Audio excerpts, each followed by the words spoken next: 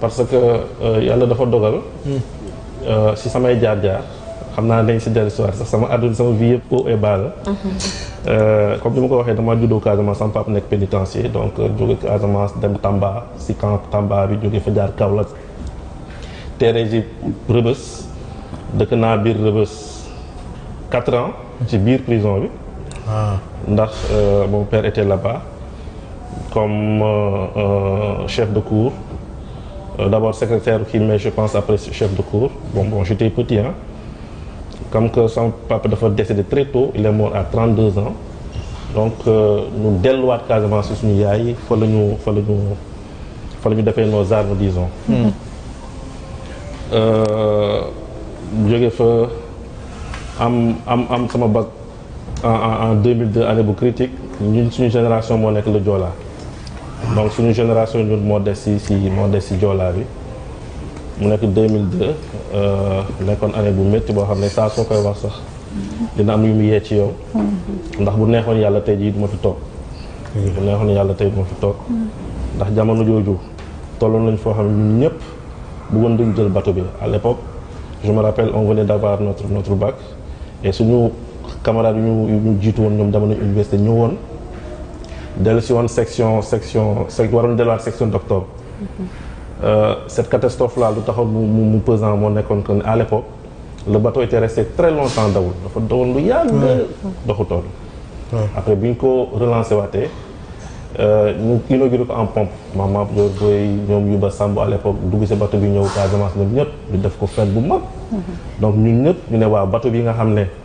moo gënoon yomb ñun bi ñuy dem temps yoon bi c'était très difficile surtout la traversée Gambie bi c'était une occasion pour que ñun ñëpp ñi nga xam ne ay gone lañ boobu ñu ngi si rab bi ñu ngi si basket bi ñu àndandoo en mouvement dellu Dakar sax donc je racontais que ne dañ ko inauguré en grande pompe mu def Dakar Ziguinchor defaat Ziguinchor Dakar bu mu ñëwaatee Dakar Ziguinchor bu muy delluwaat la këpp donc pratiquement 3e navette bi après la këpp donc bu neexoon yàlla tey jii du ma fi toog. waaw parce que boobu ñun ñëpp bëggoon nañ si dugg. ñu jógee foofu jaar ñëw université Cheikh Anta Diop boobu c'était soit Saint-Louis soit Dakar ñun on avait demandé à être orienté à Dakar parce que philosophie laa def. bi ñëw aussi à l'époque tamit li am léegi am université boobu déjà pour nga loger sax nga doon xeex bu métti. pour nga am foo loger. non ñu jàng say conditions yu métti. métti à l'époque aussi dañu doon wooye les Togolais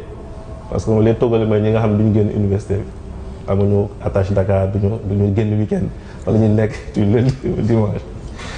fa lañ doon nekk tout le temps ñu dund fa aussi lu métti mu neex yàlla benn bés rek mu dugal ma ENA ci loo xam ne tamit c'est aussi extraordinaire que bu fekkoon temps mais nag ñu récolté ko. Bien sûr. génn foofu jaar affaires étrangères donc def la section diplomatie génn ñëw affaires étrangères sama promo 2003-2005 la donc ñu génnee en 2006 ñu titulariser ñu parce qu'il faut une année de stage boo génnee foofu depuis 2006 nag ñu wër àdduna bi si beaucoup de consulats et d'ambassades. liggéey fa nekk 2e secrétaire 1er secrétaire ainsi de suite di échelonné ba dernier bi moom mooy may mujj Maroc te ñëpp yëpp fu ñu rappelé ma ko boobu xam naa bu ñu duggee ci question politique yi nañ ko wax. donc sama jaar-jaar de façon ramassé résumé loolu la def nekkoon booy Dakar. parce que maa ngi wax ne dëkkoon Rebeuss laa dëkkoon. biir prison bi jamonoy bu fekkee waa Dakar ñu ngi fi jamonoy maire Mataté. loolu 88 89 la. maire Mataté waa Rebeuss xam nañ ko. waaw mais jamono non c'est Dakar sax xam nañ ko la de façon générale. jamonoy Mame Ndéla Thioy waa Rebeuss ñoom ñoo ko xam xandaalu boobu lay nekk digg dënn. jamonoy cinéma Corona foofu noonu Rebeuss. nekk ay xale après jógee foofu dund. dëkk aussi ay ginnaaw raay Pikine dem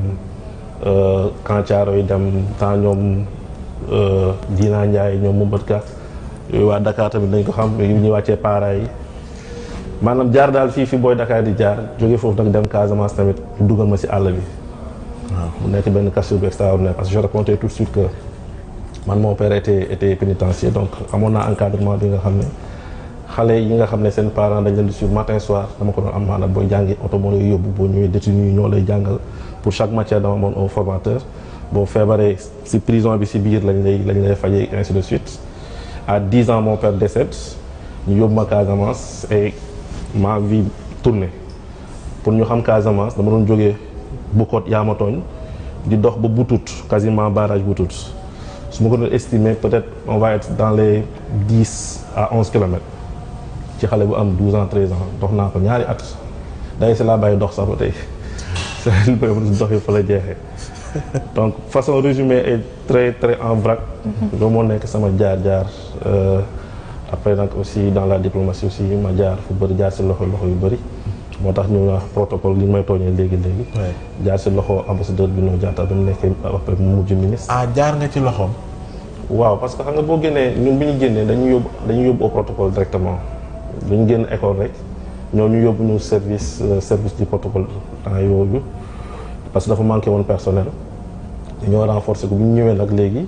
boobu Bruno l'ambassadeur feu Bruno Diatta moom moo nekkoon disons celui qui gérait le protocole de façon générale ñu amoon suñuy grand frère ku mel ni Karim Diouf nekkoon aéroport amoon Massamba Sarr nekkoon adjoint Bruno Diatta am léegi l'ambassadeur Massamba Sarr bi nekkoon Maroc. waaw Massamba Sarr après finalement voilà donc ñoom ñoo nekkoon suñuy grand ñun léegi lañ doon wër si diggante bi entre l'aéroport salon d'honneur la présidence parce que chaque fois président di génn ak aussi les affaires étrangères li nga xam ne moom mooy le protocole d'état daal ñu ñoo nekkoon les éléments yu doon tourner autour à l'époque amutoon cette séparation qu'il y a maintenant les affaires étrangères ñoo doon gérer le protocole d'état de façon générale tey la commencé am ay protocole présidence protocole fii protocole fii mais à l'époque c'était benn protocole rek et d'ailleurs sax noonu la war a demee loolu mooy la pratique l'habitude moom moo dem ba ñu commencé séparer ak certains aussi bëgg am seen propre protocole mais le protocole d'état moom mooy le protocole en réalité. loolu yóbbu présidence ban année la. non musuma nekk présidence en fait affaire étrangère laa mos a nekk affaire étrangère laa mos a nekk mais bu président doon déplacé wu dañuy wax waa affaire étrangère ñu ñëw en renfort donc noonu da doon chaque fois président doon déplacé wu à l'intérieur du pays ñu ñoo doon nekk précurseur ñoo doon dem préparer si élection 2007 par exemple. man maa nekkoon benn précurseur boo xam ne li Ablaye Wade wër Sénégal genn wàll yëpp quasiment man maa ko def en 2007 déjà boobu si la jàll premier tour ak plébiscite boo xam ne ba tey jii yow boo nekkee sur le terrain da nga koy gis bi ñuy defaat suñu tournée maintenant en 2024 pour sauter l'histoire j'ai encore vu ces images man au fondement xamoon naa fi ñu dem ndax j'avais vécu quelque chose de semblable en 2007 et voilà bi bu ñëwee aussi li ma gisoon loolu fa la mujjee donc musuma nekk présidence mais affaires étrangères laa mos a nekk mais dama doon liggéey en parfaite collaboration ak ñoo xam ne ndax benn comme ni ma la ko waxee benn famille la woon Bruno moo nekkoon kilifa gi ñun ñëpp dañu ñoo nekkoon éléments yu doon daw si biir yoo xam ne ak am aussi sous sa protection ñu digal ñuy def ñuy jàng loolu la ñu defee les échelons ba tey jii nii ñu ñuy dàkkantal tur boo xam ne am naa par habitude la Sénégal moom day lu bu niroo rek da koy collé ñaari affaire mu niroo rek mu collé leen mais en réalité j'ai jamais été protocole musuma woon delluwaat protocole ndax li ma dund si protocole nu mu méttee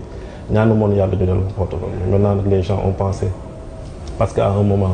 j'ai joué ce rôle là que forcément j'avais des visées sur ça. loo fa dund lu metti lu ma dund lu métti fan. protocole. bien avant ngay ñëw présidence la bëgg wax. Non c'est que là doo amul le protocole amul vie l'agent de protocole n'a pas de vie quand je dis il n'a pas de vie mooy gan buy dugg Sénégal da ngay dem aéroport dem jëli ko buy génn nga dem da ngay liggéey tabaski da ngay liggéey korité amul ay damay def lii loolu amul da ngay toog di añ sax ñu wala nga jóg daw balaa nga boo génnee sa kër mun nga fa génn suba balaa nga fay dellu soir ay xaaju guddi loolu waxambaane xale bu góor mun na ko mais boo demee ba toll si yenn âge yi c'est très difficile c'est très difficile loolu laa naan dund nañ lu métti léegi sans compter maintenant les jours yi nga xam ne da ngay daw nekk di tourner ak yooyu noonu loolu foofu laay waxee boo demee nag ba yàlla may na nga dugg ci politique da ngay bëgg a am beneen posture bu dul boobu noonu parce que l'agent du protocole en réalité c'est un fonctionnaire quel que soit fu ñu la jëlee def la jox la kii yow tu joues un rôle boo xam ne day am benn distance day am benn posture boo xam ne mënu la permettre nga def politique ce n'est pas possible mënoo nekk protocole pour nekk politique mënul nekk. et man comme que j'avais choisi d'embrasser un peu la politique naturellement bu ñëwee di waaj a jël nguur ma am expérience ma am connaissance man maa mën a jouer rôle bi. mais bés bu président defee prestation man jour boobu laa ne sama protocole jeex na. D'accord. Pape Mada Ndour responsable wala secrétaire national Pastef Diaspora comment c'est venu ak lan nga ci dund début bi ba maintenant. Comment c'est venu mooy je me suis engagé en politique en 2014 après un message que j'ai vu du président Ousmane Sonko bokk ci